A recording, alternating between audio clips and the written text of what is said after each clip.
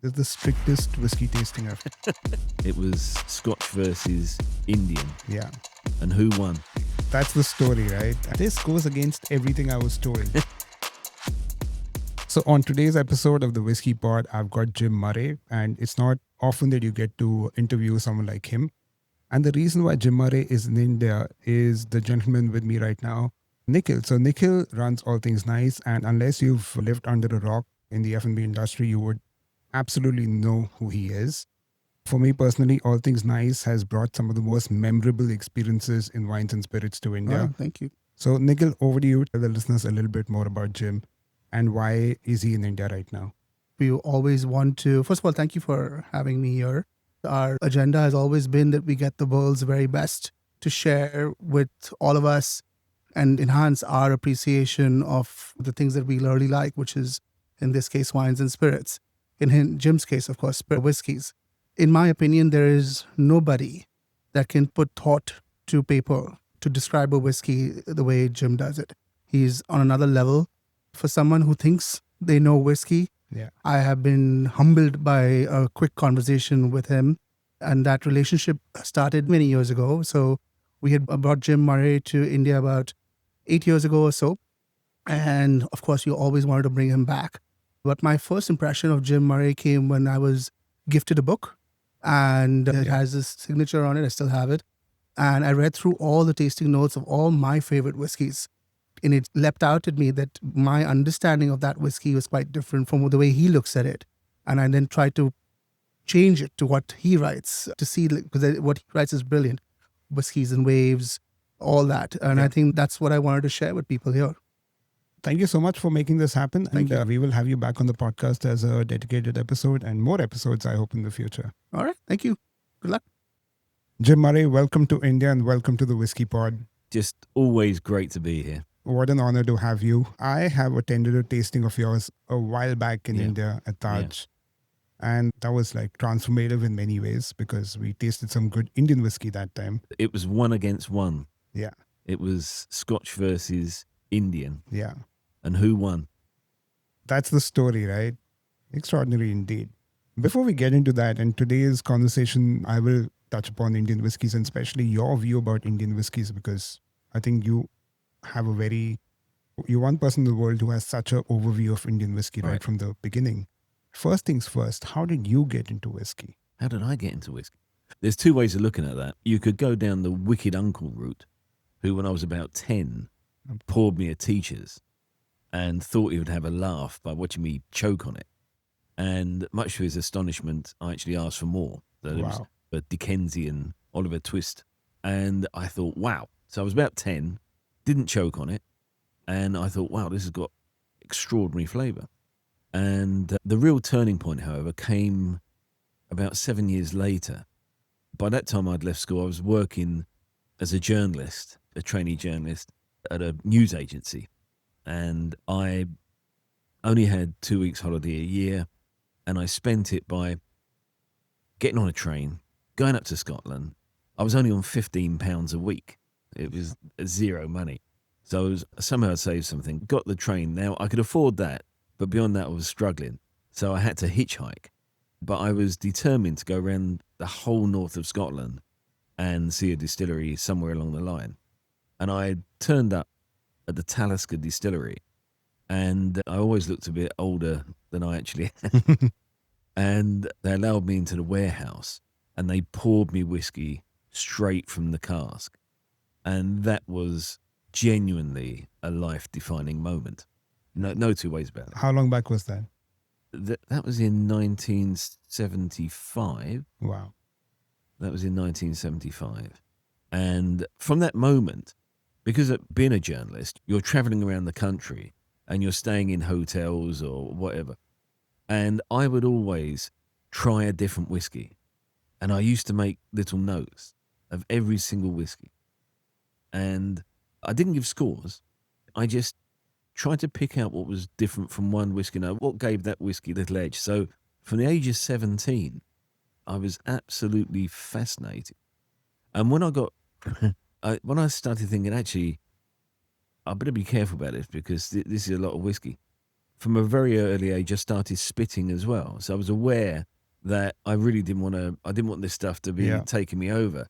But I was fascinated about the aroma and about the flavors and the flavor development.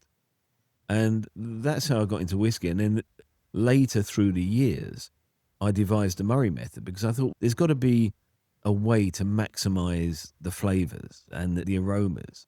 And so I must have tried probably about 100 different ways, adding water, adding this, adding it. And the way that I worked out was basically if you slowly warm it, just really slowly warm it, the whiskey change. It's like a great wine.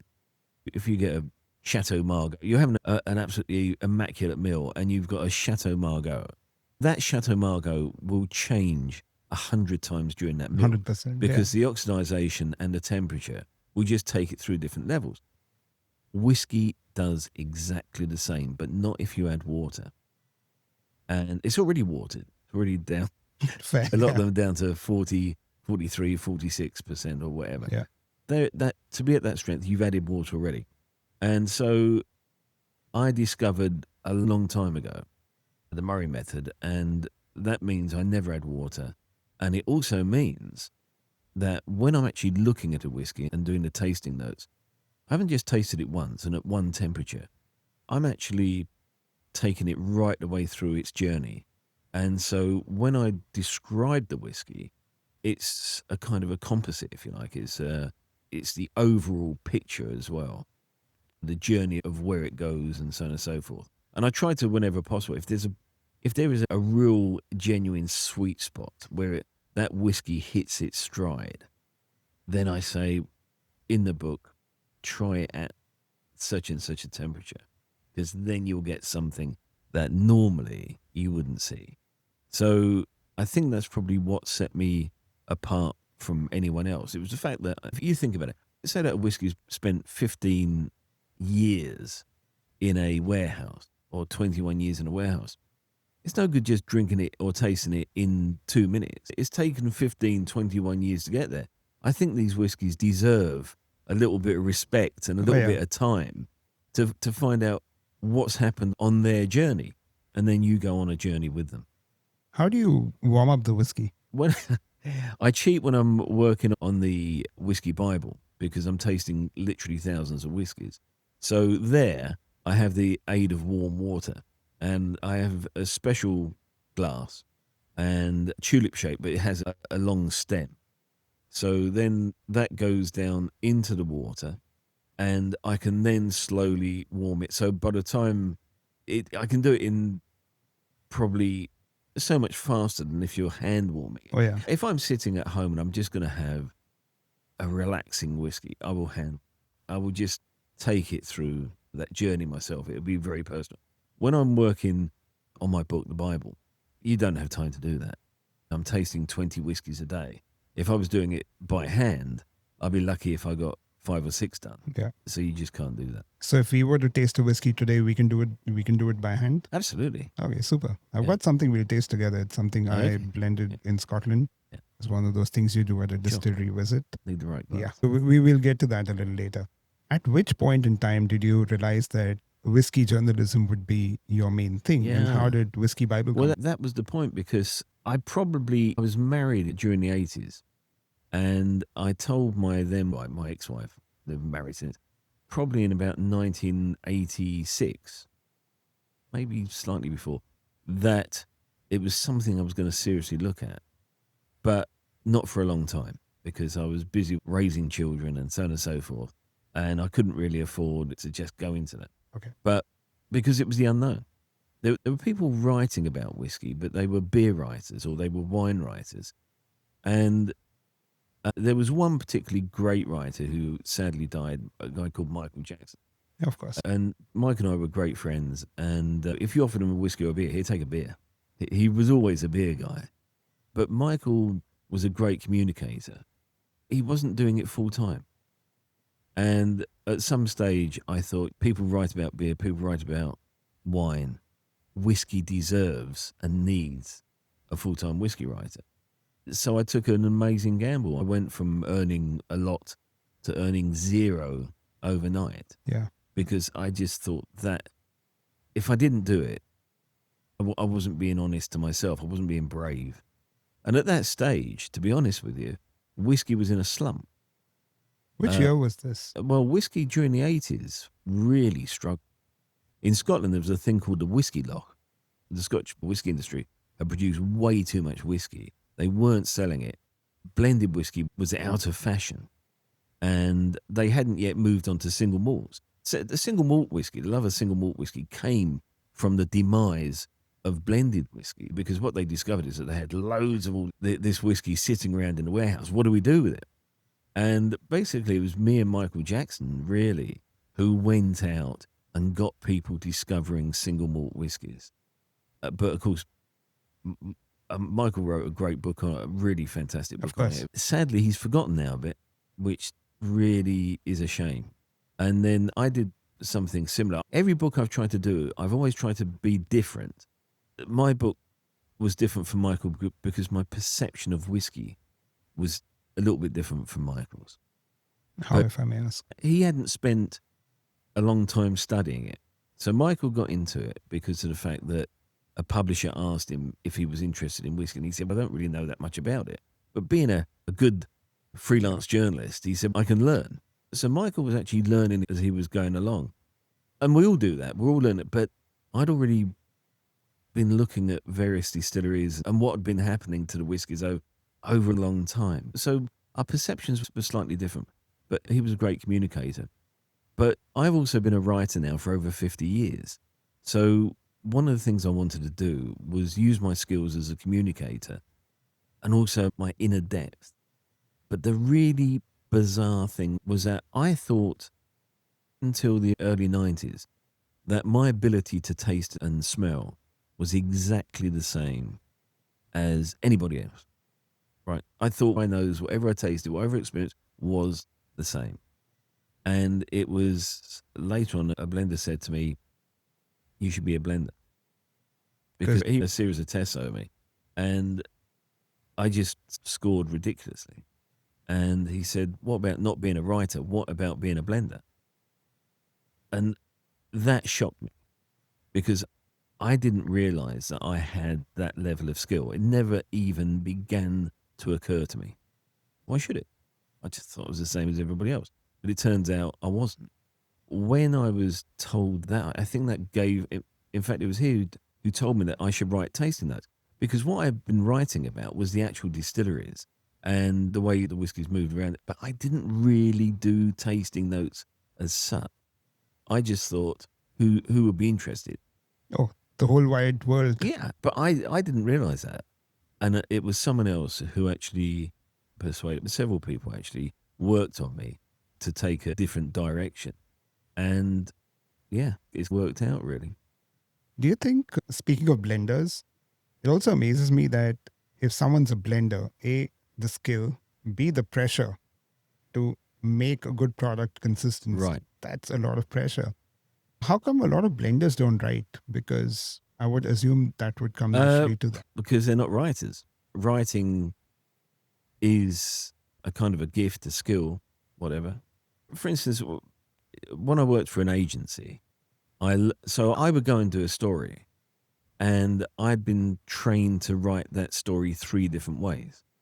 So you write it for the quality papers, you write it for the tabloids, and you write it for television and radio. So you've got that as a writer, but then you've got the inner writer within you as well, and some are better than others. And I could write either news or features. So I could do hard news, and I did a lot of murders and all that kind of stuff. So I could do the hard news. I did sport. And that was something else. Actually, the sport was really important in the way that I tackled criticizing whiskey, because I was covering sport and getting paid for it from the age of 14. And when I was about 15 or 16, there was me reporting on professional footballers for a paper. And I criticized a guy who was a professional footballer. And he basically said, you only gave me 6 out of 10. I was much better than that. What do you know about football? Because there he was in his late 20s, and there was me, 16, whatever. giving this professional only 6 out of 10. I said, yeah, I was viewing it as a spectator. I was viewing it as, what were you doing? I remember vividly, he'd made a mistake that led to a goal. I said, you gave the ball away and they scored from that. And he said, oh, Yeah, right. there you go. Simple, right? Yeah, he said, good point. And I said, and secondly, I said, your midfield, you were meant to be picking up the guy and he ran through the midfield. You didn't run with him and he scored. So you were responsible for 2 goals. And that's why I only gave you 6. I said, maybe I should have given you 5. And he looked at me in amazement. He said, yeah, all right, you got a point.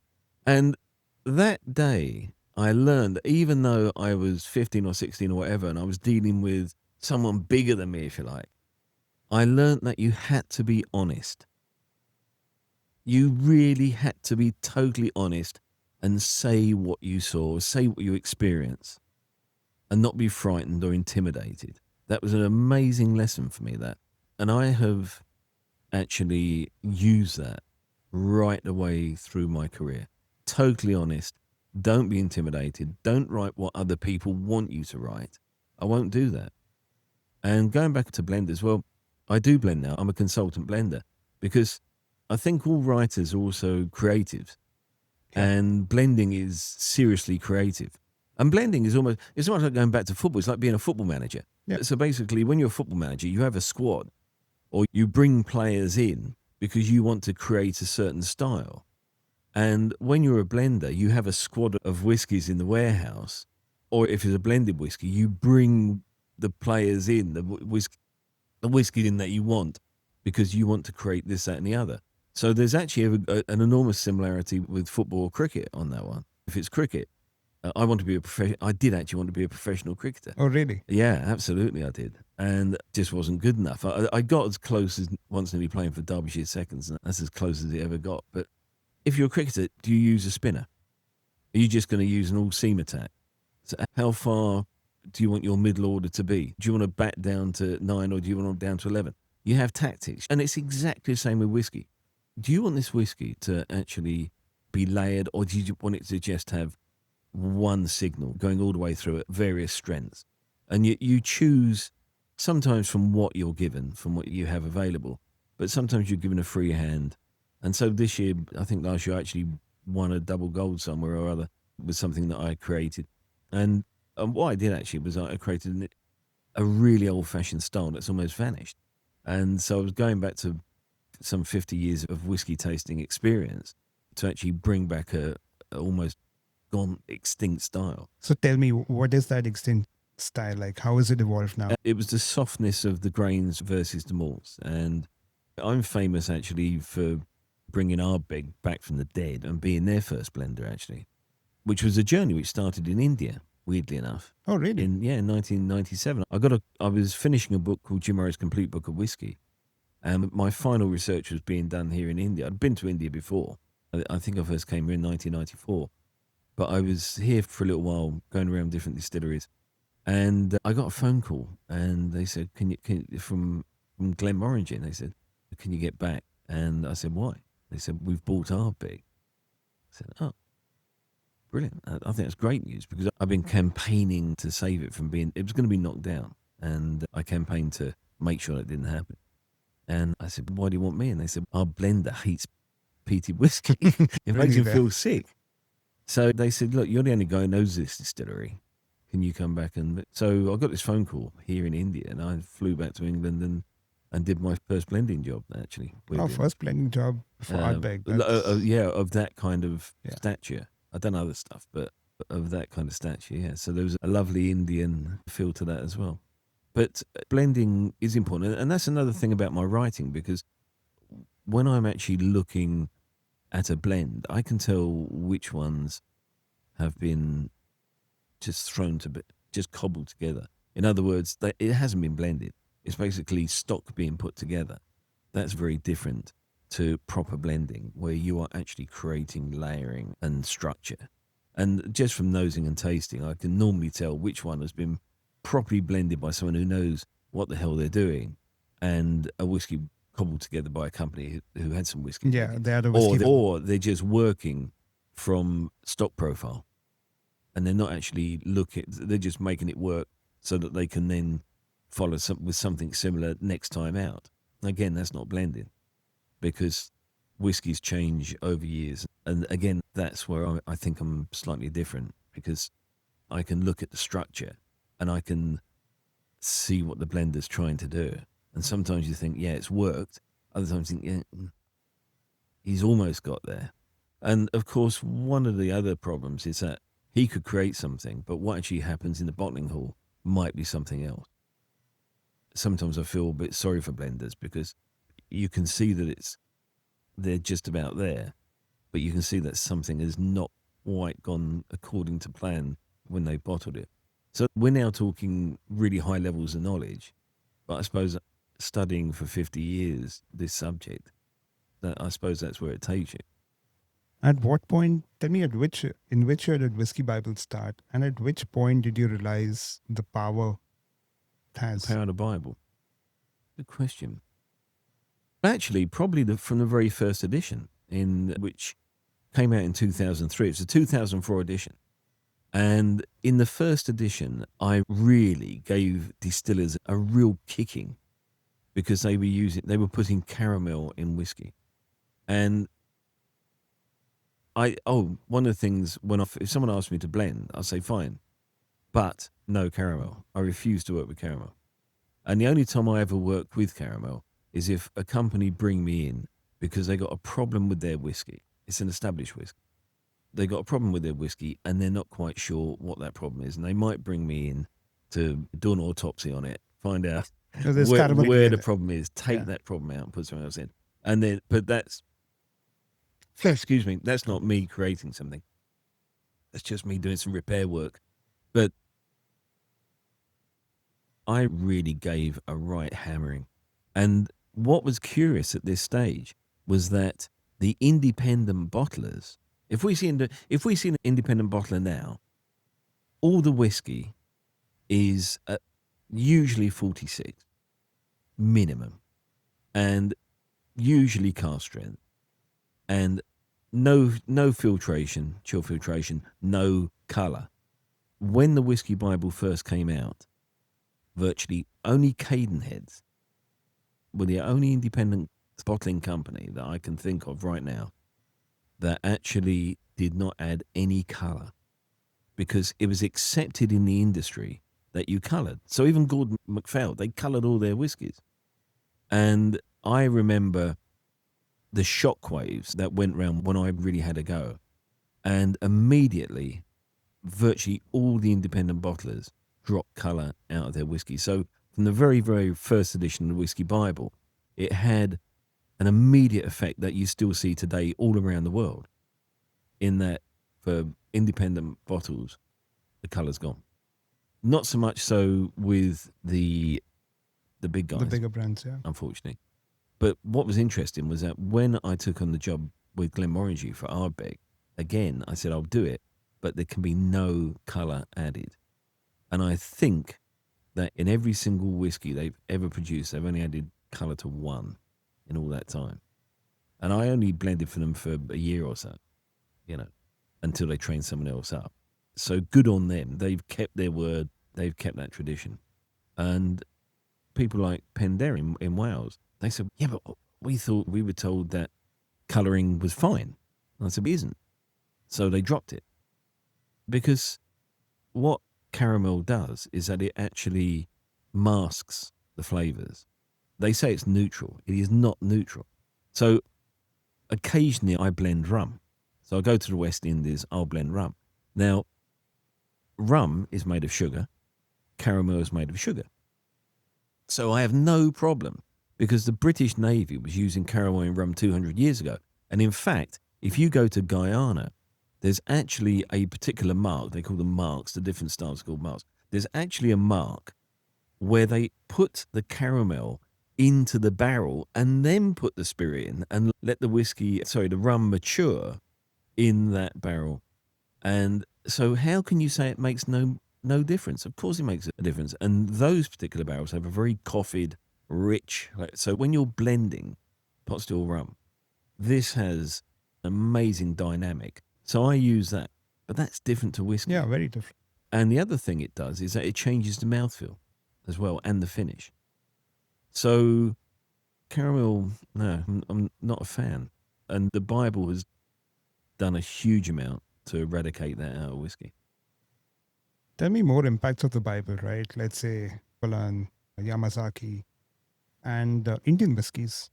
Yeah. The popularity. Yeah, I don't think the Bible's done any harm to Indian whiskey. I think it helped get it out there. Japan even more so, because when I gave Japanese whiskey World Whiskey of the Year, it just rocketed off the shelf. First of all, it was the Yamazaki that actually won it, that vanished. And weirdly enough, I was actually, probably about 2 years later, I was on a plane and this guy kept looking at me and he said, "Do I know you?" And I said, "You're Jim Murray, the whiskey writer." I said, "Yeah." He says, "You've made me loads of money." I said, "Oh, I'm pleased to hear that." I said, "What did you do?" He says, "When you gave the Japanese World Whiskey of the Year, a friend of mine happened to have a couple of cases and I bought it." And he says, "It's gone, the value has gone through the roof." Yeah. And I said, "Oh, great, but it'd be even better if you drank it. This stuff is so good, you can't just not drink it." That was the Yamazaki sherry cask. It was. And what was great about the sherry cask was that it wasn't sulfur treated. It was actually, what they decided to do was just bring the butt from Jerez, no treatment. And if it got an infection, they were just going to bin it. They did not want to go down the route that the Scots had and the Irish gone down of buying casks that have been sulfur treated, which was a very wise move. So tasting that Yamazaki was like going back to Scotland in the 70s and the early 80s before this all happened, it all broke. But I bumped into I was doing a show in Shanghai and the CEO of Suntory bumped into me. He said, "Jim," he says, "you've made us $3 billion. They'd sold all their whiskey." Yeah. He said, "We made $3 billion profit because of the..." So it's impossible to say I got nothing. I joke back, I think I've sold 7 extra books in Japan because I don't charge companies to go in the Bible. So I don't make any money out of that. I don't take advertising. I play it absolutely straight. I don't make money from sold whiskey. So if I'm blending, I get paid per day. That's a different gig. Yeah, but I Yeah. get paid per day. I don't get paid on Yeah. sales. I don't do that. So people can't accuse me of being biased. And I don't do things just so that I can cream it in. Otherwise, you're losing your neutrality. And what I always want people to do with the Whiskey Bible is trust me. This is a totally independent voice. So if I'm blending for someone, one of the first things I say is, look, guys, don't expect an extra point in the Whiskey Bible. And if I blend something, I don't actually either put the whiskey in or I don't give it a mark. Because I'm pretty sure producers would somewhere think that if they're bringing you on board, you might be And favorable. they know me too well. Which is They strange. they just know I won't play that game. The Bible it's sold well over 1 million, a lot of copies. And yeah, I'd say it's definitely had some kind of influence out there. And genuinely for the good. We will take a small break, and when we come back, I'm going to ask Jim about how he sees Indian whiskies, the whole journey and the future. Be right back. This is the Whiskey Pod with Aneesh. Okay, we're back on the Whiskey Pod. I'm with Jim Murray, and we are going to taste a whiskey together that I blended in Scotland at the Stratala Distillery, Right. home of Chivas. Great and distillery. Great distillery. I had such a good time. I've only been to Scotland once. I did Stratala and Arbella, and yeah, I'm a big fan of their whiskeys, the sherry cask stuff. Okay. But this is something I blended there. Let's taste this together, and I would love to again understand how you taste. Now, you were telling me your palate is not prepared for tasting. No, because what I do is I don't do certain things or eat or drink certain things before tasting because it plays with your taste buds. So I don't have anything that's sweet, or for instance, excuse me. And today I have. Yeah, we can have some great fun with this. Yeah. But this wouldn't be how I would normally do It's it. all Now, right. I'm not a master right, blender. so straight away, you're doing that. But by doing that, you're actually kicking up alcohol. So when I nose and taste, I keep it absolutely still. Can I just watch the way that you nose?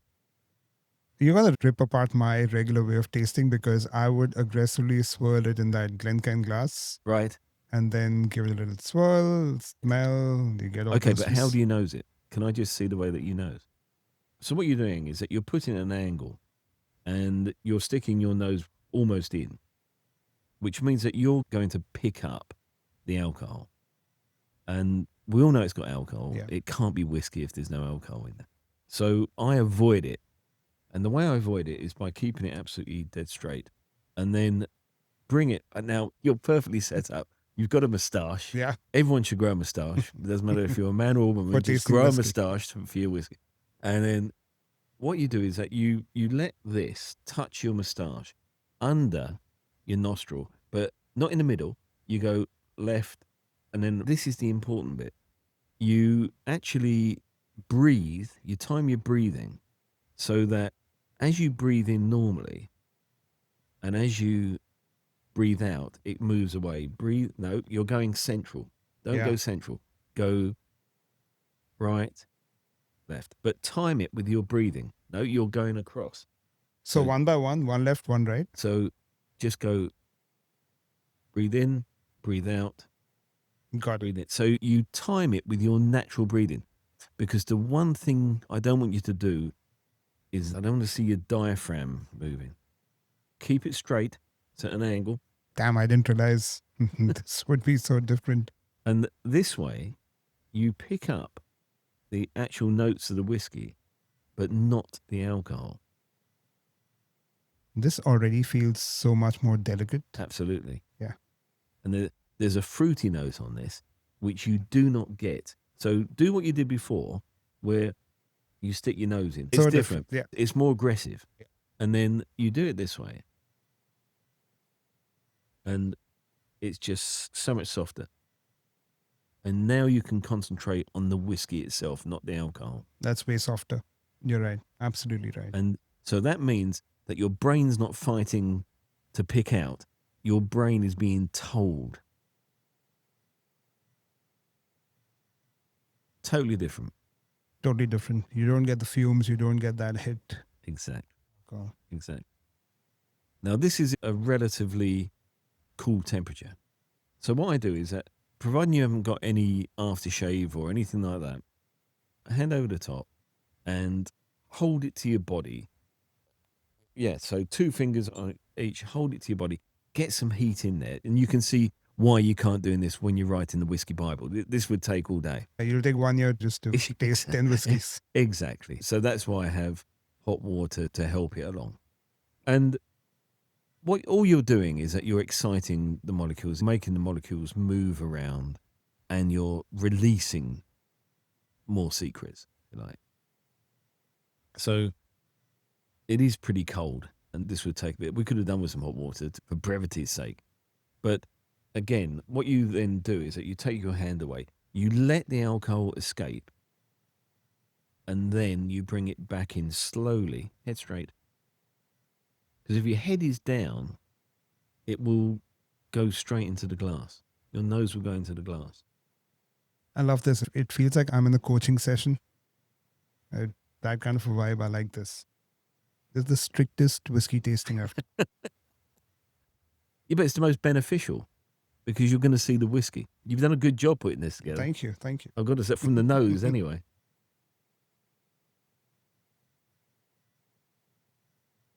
Now, did you know that you had blended something this delicate?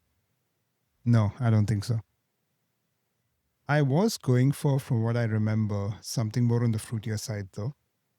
And of course, it's not like this is something they do at the tasting room. So it's not like we have hundreds of options to pick from. But I think I went for something that I really liked that time.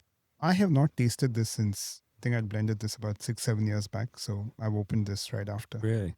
Yeah. Wow. Saved it for a special occasion. Honestly, I am honored. Wow. Oh, my pleasure. So it's not commercially available. Never say never, never. Might have happen later in life. But which also brings me to, while this warms up, what has been your outlook on Indian whiskey? And since when have you seen the journey? Well, I first came here, I think, in 94. And that was interesting because it was embryonic. And distilleries were learning about maturation as much as anything else because of the heat here. How do you handle it? But obviously, the stills weren't always what you would call optimal. You picked up some strange notes just from the distilling. But some great people came out here early on. So White Mackay were out here quite early on. And there was this fantastic clamour for information to get it right. But you got the sense that it was something that was going to end up good because there were so many people wanting to get it right. And so for me, it's been absolutely fascinating over 3 decades watching what's happened in this country and in some cases helping them along as well. And it's been an honour to do that as well, to be a part of that. And it's the same with the people in India and their understanding of whiskey. Once upon a time, it was Johnny Walker Black. That was your god and guru whiskey. That was liquid gold bars in this country. That isn't the case, or not so much. It's still revered, but people have realised that there's other things out there, and there are other stories coming from the glass. And people are now discovering, and they're getting the confidence. And that's why I love doing tastings out here, because I love to give them the confidence to explore and discover. Not just discover the whiskies, but discover what they like themselves, which is very important. Not what they're told to like or this and that, but make their own minds up. All because I say a whiskey is great, it may not be to their taste. So say, no, actually, I don't quite like that. But I have now the ability to look at a whiskey in a certain way that I can discover what I do, which is every bit as important. Also, the whiskey narrative for India has changed globally. Like now when I go out abroad, I'll usually see a bottle of Indian whiskey at a bar. Yes. Which earlier was not the case. Amazing, isn't it? The only spirit I would see, Indian spirit I would see, was Old Monk rum. Yep. Which mostly every bar would have. Yep. But now I'll see a Amrut, Paul John, Indri or something or the other. Yep. And they're all quality products. Amrut were the first. Yeah, of course. They were the first. And they'd done a fantastic job. They really did. They were making great whiskey. They were lovely people as well. No, they really... It's the thing about the Whiskey Bible. I know some amazing people in whiskey whom I love. They're dear to me. And I've never been able to give them an award because the whiskey's not quite good enough. And there's people in the industry whom I don't like at all. There's just something about them. I can take them or leave them. But I've given their whiskies awards because their whiskies are fantastic. You have to be honest about these things. Amrut was one of those rare cases that won awards and they were great people. It was a real pleasure to give awards to them. They so deserved it. And I had a little hand in helping along doing the training at Paul John, and that made a difference as well because they were producing something different and they were a little bit puzzled by it. And I think I gave them the confidence to carry on with what they were doing and make the most. And they've got an amazing blender there. Oh, yeah. Michael, I've trained a lot of blenders in my life, and Michael is my number one. He's the guy, I think, who's really got it. Michael made me try a port finish whiskey once from the barrel. And that's my favorite dram of Indian whiskey I've ever had in my life. Yeah. Fantastic. That's brilliant to hear. He's so talented. Incredible. He is. He is. So now hopefully this is warmed up slightly. So take your hand away. Let the alcohol disappear. Let the whiskey stop moving. And now bring it really slowly.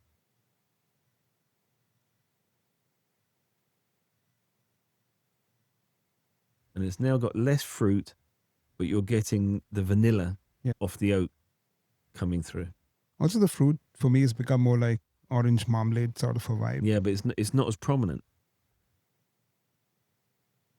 That vanilla from that oak has now come through much more confidently. Yeah, it's got that warmth now, that comforting warmth of oak. Yeah. Now, normally I spit, but it's your rare whiskey, so I will not spit this. Okay? There's so little of it.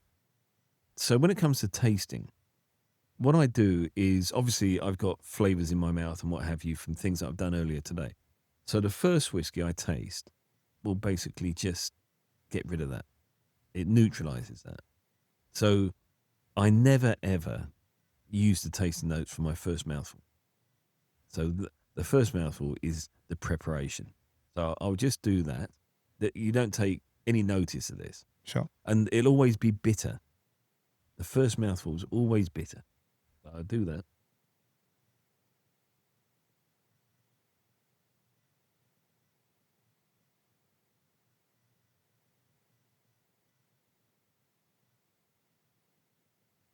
Quite hard, but it will be. You watch what happens on the second mouth. Once you've, it's like facing that first ball. Yeah. You've got to get your eye in. So, the second one, I will always nose.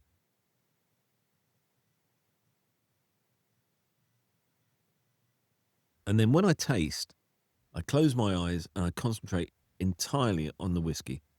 I open my mouth and I chew it. In honor of your first Thank ever you again. blend, I Thank you. will swallow this.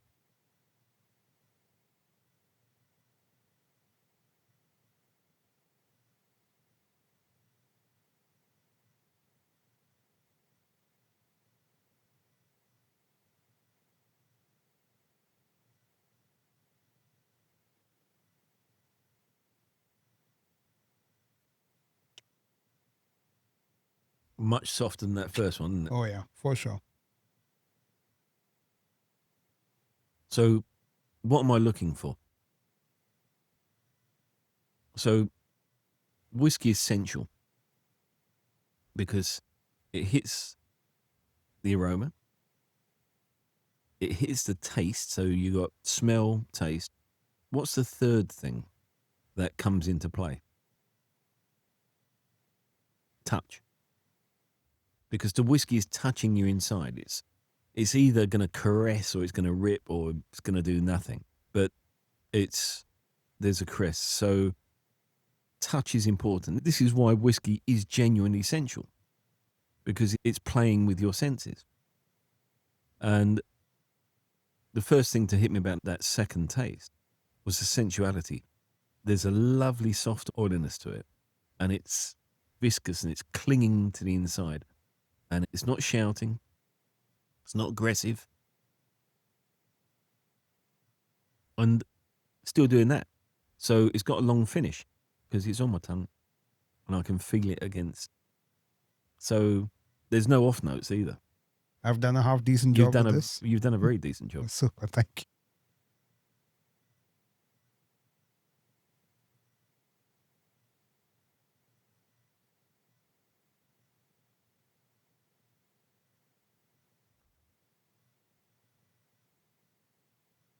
Now I'll get into the nuts and bolts. Okay, what are those characteristics? And of course, the biggest thing that's coming through is malt.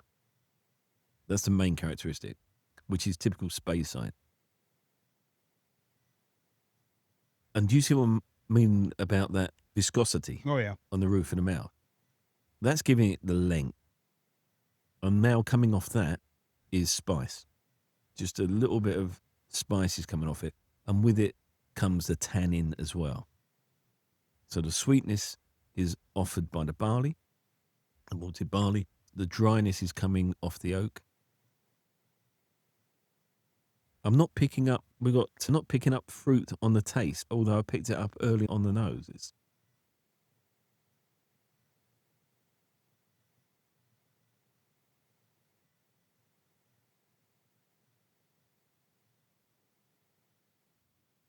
I don't know if someone can Get some hot because water. I would love you to taste this at a higher temperature. How do you like hot water? Well, what in we a need is carafe? just a bowl, Okay, and we'll plonk it in a bowl. wait, check. I want you to see this really talking, I would love to do that. because the air conditioning is keeping this cool. Meanwhile, I have two other questions to ask you, so I'll Okay. get to that. All right. Jim Murray, as the world's foremost whiskey critic, what would be 3 whiskeys according to you that everyone should have in their bar? Oh, wow. That is so difficult because everyone's different. And it's like being at a party, isn't it? You meet different people, and some people you really take to and you enjoy what they're saying, it may not be the same as other people. 100%. So for me, I think that's difficult. I think what I would say is have one great single malt, one great rye, and one great bourbon. So 2 American, actually rye could be, Rye could be from be anywhere in either, the world. yeah. It's made in a lot of Yeah. places. The best is made in America, it must be said. But there's also amazing rye in Canada as well. oh yeah, So I would say find an absolutely astonishing bourbon and an astonishing single malt, because there you're the only thing is with the single malt, can we make it 4? you can absolutely make it 4. Have one that's non-peaty and one that's bright. Absolutely agree with that. So you And could when I- have 5, because you'd have one. Your favorite whiskey was the port finish. Oh yeah, So you might want to, you see, the single malts could come in so many different guises. true. Because you've got whiskies that have been matured 100% in a wine cask, finished in a wine cask, which gives you a different feel altogether. But even with single malts, you've got such a wide variety. But I wouldn't want people to miss out on the extraordinary depths of rye and bourbon as well. Next question. Tell me 3, or you could do 3 or 5 for that matter, whiskeys that you think are really underrated, that people might see around them or see at duty free or see at shops, but they just overlook them. I've got to think about that one. There's 1 or 2 Scotch whiskies which go right under the radar. One of them is called, it's from the Knockdhu distillery, and it's called An Knock. And it's absolutely astonishing. That can then go in it. Yeah. Okay, Yeah, so I got so one. that is one that I would say is always just total. And when people discover it, like, wow, where's that come from? Another one that is overlooked is Glen Grant, which to me these days is the best Scotch whiskey distillery in the world, Luckily we or get in Scotland. that here now. Totally overlooked, I think. But it is just brilliant. It's just the most delicate of all the Scotches. So that doesn't get very much hype behind it at all. People don't quite realise how good that is. And sometimes it could be something like a blend as well. So some of the older Shivers blends, and the thing that people think, it's blend, it's not going to be as good. But think about it. It's a bit like that football manager again. He's built a team, or cricket manager. He's built that team, and the blenders at Shivers are pretty good. So they know what they're doing. And when it comes to really older whiskies in a very high class. So it's just little things like that can be, they're not always overhyped, but they're there and they're not always discovered. But I would always say, look, see a whiskey, you've never seen it before, give it a go. Yeah. I mean, fair to look go in the by. Bible and just, if it gets a low mark, Yeah. it's probably not worth it. But if you don't have a Bible with you, just experiment, stick to the same thing. But your second bottle should be alternate. It should be changing around and around the world.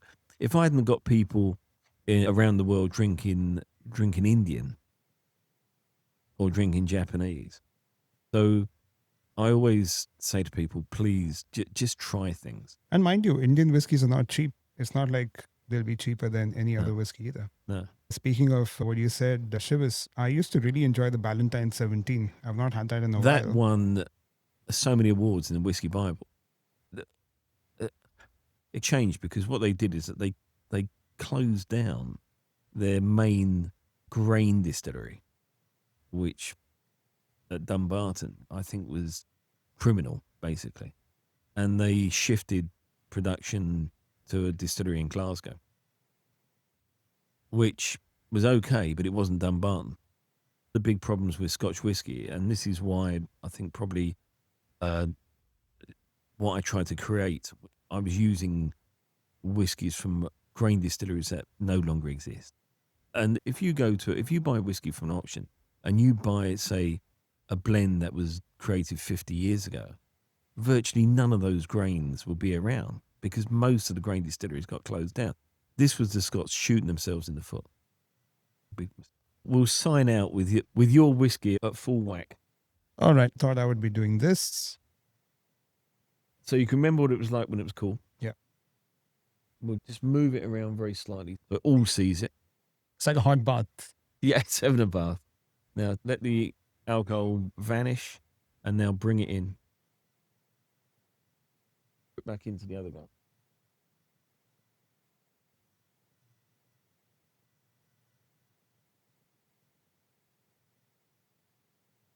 Now, It's actually become brighter. so it's singing to you now. Yeah. This goes against everything I was told. The water, maybe a little bit of cold water, maybe have it with 1 cube of ice. No. And now taste it.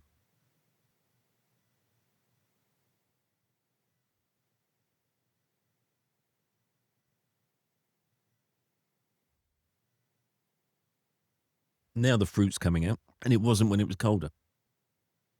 100%. And Well, look yeah. how mouth-watering that is compared to how it was before. Same whiskey, Same whiskey. but different. Thank you so much for making me taste like this. And My pleasure. thank you for being on the Whiskey Pod. This was an absolute pleasure. And I'll be seeing you tomorrow or on Friday, and we'll taste more whiskeys together. Yeah, I look forward to that. Cheers. Great to see you.